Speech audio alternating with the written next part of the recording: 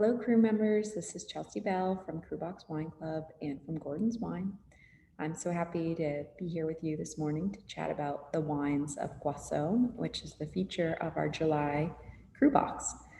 For those of you who have been with us the last year, you might have remembered that last year in July, we did a producer spotlight on the wines of Domaine Francois Chedane out of the Loire Valley.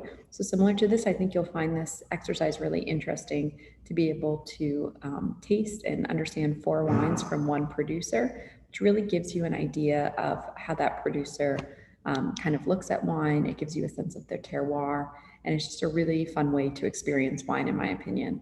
I've always felt that if you enjoy wine from a producer, it's really fun to get to explore the rest of the wines within their portfolio as you really kind of get a sense of their personality and once again, the sense of place. So we'll do a little deep dive into Domaine Guasseau, and I'll walk you through the four wines today. So Domaine Guasseau, as I like to say, value is 100% an understatement at this world-class domain. Burgundy is known for having some of the most expensive wines in the world. So wherever you can find value and quality, always run to those areas because they're very rare, especially these days.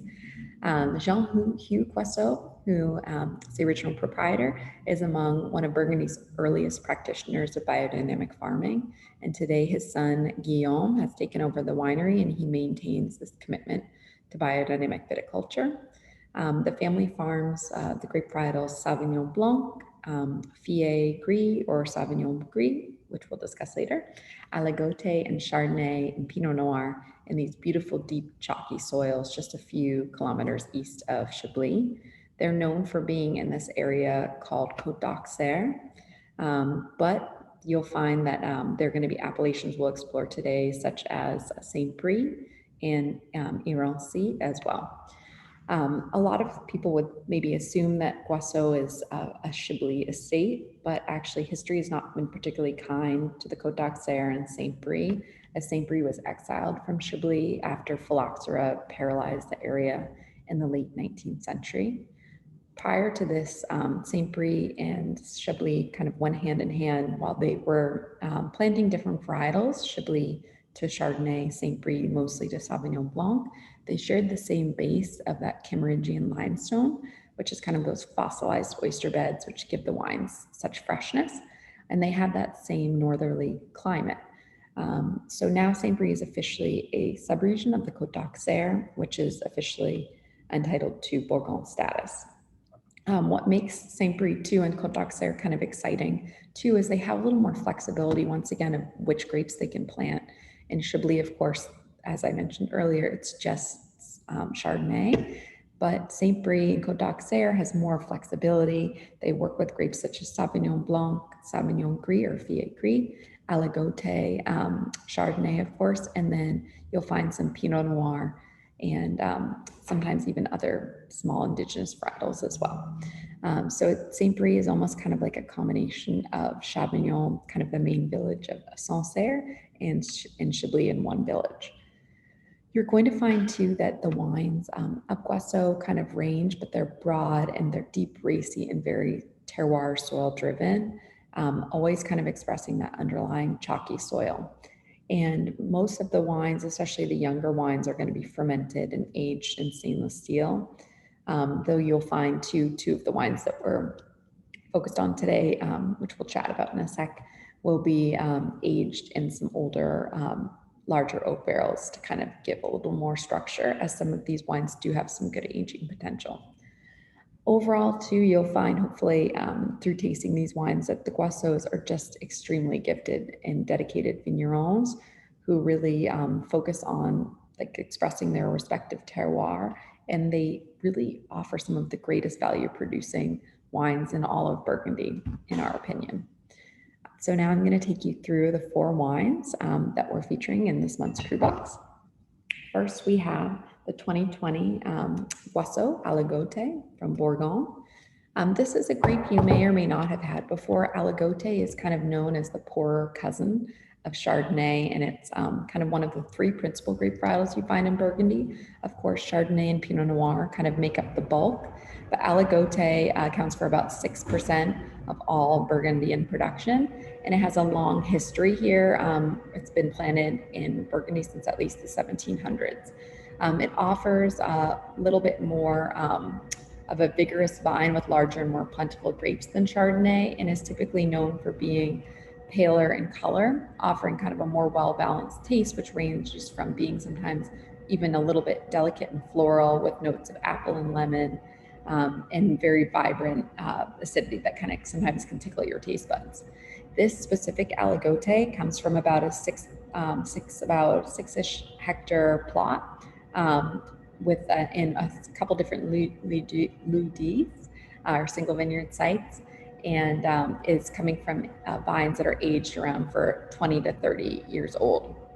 I put some pairings in here for you, but I recommended it with an herb roasted trout with buttery almonds, which I thought would be fun, but really great to do with seafood, shellfish, just a really fun little food pairing wine, and a nice way to see something a little different than Chardonnay within Burgundy.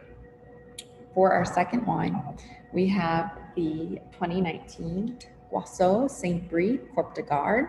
A few months ago, we had focused on another wine from Guasseau, which was the another Saint Brie called Exajulo Verdgula, which was another expression of Saint Brie, meant for a little bit more of a younger expression. The Corps de Garde is one of the top vintages of Guasseau. It's basically a reserve bottling of their wines, which they only make from the finest parcels, and they're meant to age for a few more years, maybe like 5+ years, and they're a really perfect expression of the underlying terroir and varietal composition. The appellation of Saint Brie is relatively new. It only received official AOC status in 2003 and is located in the village of Saint Brie-les-Vineux, on the edge of the Chablis region. Once again, known for Sauvignon Blanc, and this is actually an iteration with another grape varietal, kind of another clone varietal of Sauvignon Blanc, Sauvignon Gris, which actually has the more grayish skins, also known locally as Vieille Gris. And Guasseau is one of the few producers to kind of reintroduce this variety, as they feel it produces higher quality wines to Sauvignon Blanc. Also, as I mentioned previously, compared to Chablis, the soil here is more of that Cameroonian limestone and chalk, which really gives the wines incredible, just like texture, structure, and really inherent gorgeous freshness. The Vieille Gris grape is going to be a little bit more kind of colorful in the glass. You'll find that it's actually bottled, partially fermented and raised in 500-liter barrels. So you'll find on the palate a little bit of peach, grapefruit, sometimes some tropical fruits like kiwis, and sometimes some lighter smoky elements that come in. And then you'll find some on the palate too, some more kind of beautiful herbaceous elements, and sometimes too a little bit of that ginger and some warmer spices that come through. In the glass too, you'll sometimes find some almost like kind of almost like rose gold elements that are kind of around the rim, which just really showcase the fact that this is a varietal similar to how Pinot Blanc kind of turned into Pinot Gris or Pinot Grigio, same as Sauvignon Blanc and Sauvignon Gris. So kind of very interesting varietal to explore. In terms of pairing here too, I had also gone towards the seafood range with a scallop-based dish, though there are many different things that you could do here that you could have a lot of fun with, as it's just a very versatile varietal and super interesting to explore. For our third wine, we have the Guasseau 2020 Bourgogne Côte d'Auxerre. So we're going back here to a straight up 100% Chardonnay, something that maybe people would find a little bit more typical to the area. This Côte d'Auxerre comes from the hills just right outside of Chablis, in south of the Auxerre village. The soils here are really rocky. They're rich in with some types of limestone that typically come from Chablis, and the whites can really match some of the finest Chablis with maybe even a little bit more body and complexity.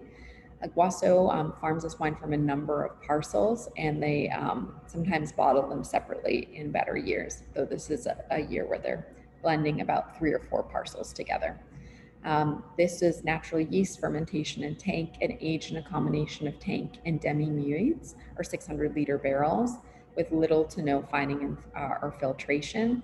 And you'll find that the flavors are going to range here from more of the pear to grapefruit, and sometimes subtle spices that come through. And you'll find too sometimes some really elegant richness combined with just lovely texture and length and racy acidity throughout. So just a really lovely little wine.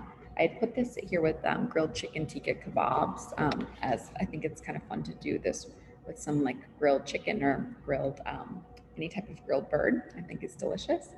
So I hope you guys enjoy that pairing if you get to explore it.